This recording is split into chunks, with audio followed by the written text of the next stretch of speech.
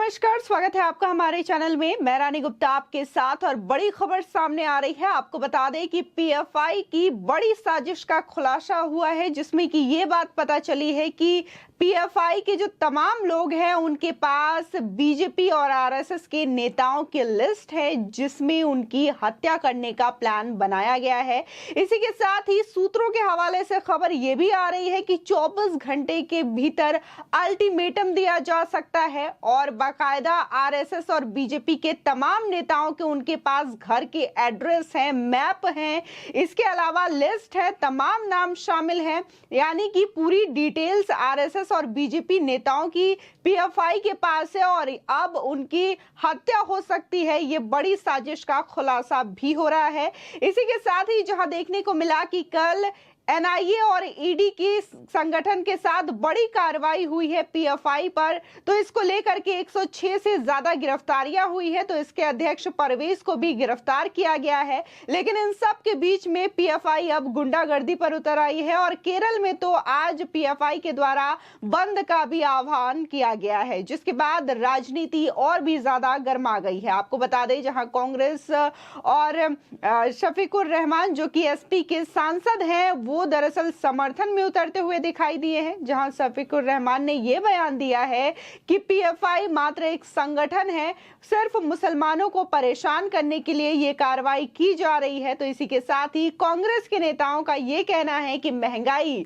से ध्यान हटाने के लिए यह बड़ी कार्रवाई की जा रही है। तो वही तारिक अनवर जो कि कांग्रेस के ही नेता हैं, उनका यह कहना है कि आरएसएस और हिंदू संगठनों पर भी इसी तरीके की कार्रवाई होनी चाहिए। इसी के साथ ही अगर बात करें तो एनआईए के समर्थन में भी तमाम लोग उतरे हैं। आपको बता दें कि जहां विश्व हिंदू परिषद और आरएसएस के प्रवक्ताओं ने भी अपनी बातें रखी है और एनआईए के समर्थन में बात करते हुए दिखाई दिए हैं। आपको बता दें, जहां विश्व हिंदू परिषद के प्रवक्ता विनोद बंसल की बात करें तो उन्होंने सीधे तौर पर कहा है कि पीएफआई के निशाने पर हमेशा से ही आरएसएस और बीजेपी के कार्यकर्ता रहे हैं, चाहे फिर वो राम मंदिर का मुद्दा हो, जो चीजें अभी सीए एनआरसी को लेकर के शाहीन बाग में हुई हैं, वो चीजों को देखा जाए तो हमेशा से ही पीएफआई जो है इन चीजों की फंडिंग करते हुए नजर आई है और इन सारी चीजों में कहीं ना कहीं आरएसएस और बीजेपी के नेता निशाने पर रहे हैं। उनको नुकसान पहुंचाने की समय समय पर कोशिशें की गई हैं।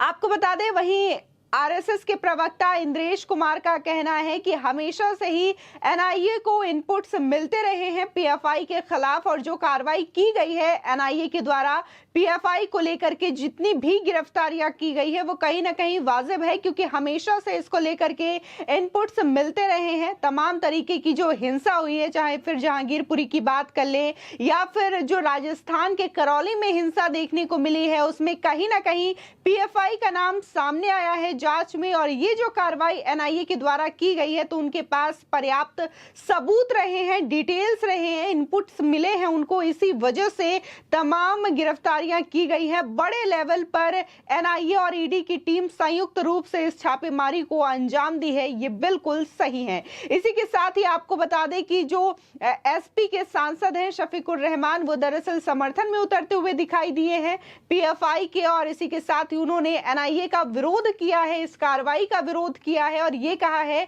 कि पीएफआई एक संगठन है, सिर्फ अच्छा काम करती है, मुसलमानों के हित में काम करती है, लेकिन इस तरीके से एनआईए का जो कार्रवाई किया गया है पीएफआई को लेकर के वो बिल्कुल गलत है। सिर्फ और सिर्फ मुसलमानों को परेशान करने के लिए ये कार्रवाई की जाती है। आपको बता दें कि एसपी सांसद शफीकुर रहमान का ये बयान कोई नया नहीं है, जो कि इस तरीके से वो बयान देते हुए नजर आए हैं।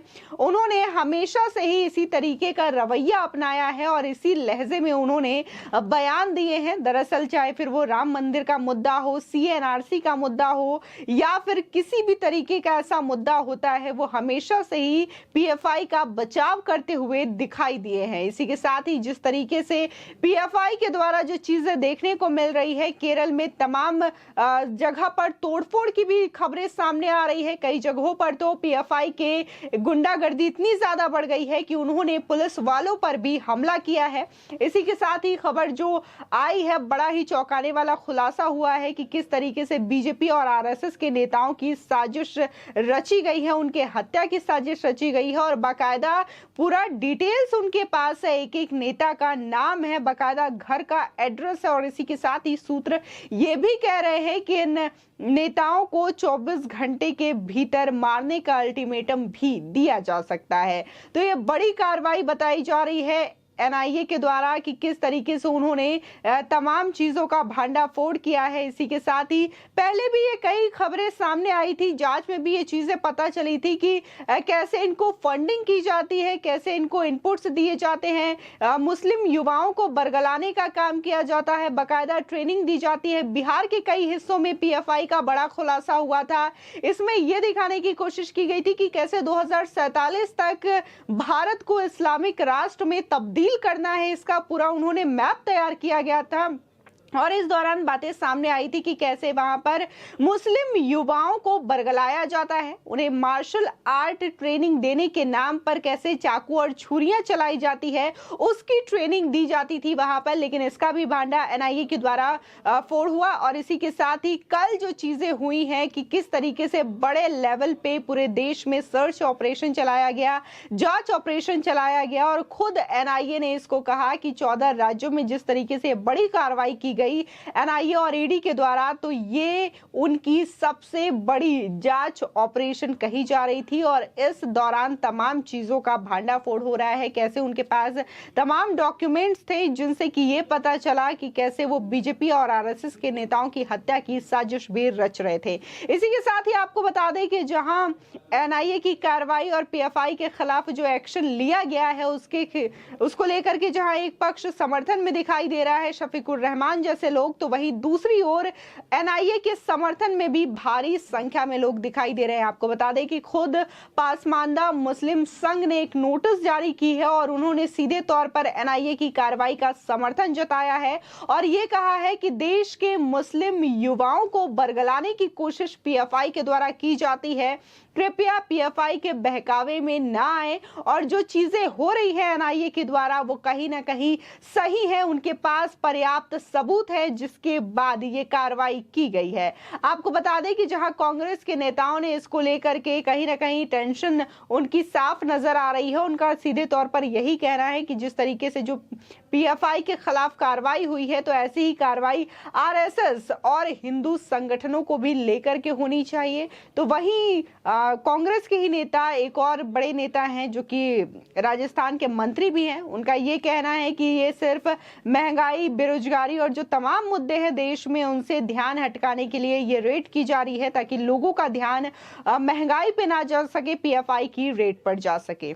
आपको बता दें कि बड़े लेवल पे इसको लेकर के कार्रवाई की गई है। 106 लोगों को अभी तक गिरफ्तार किया गया है और फिलहाल सभी से पूछताछ की जा रही है।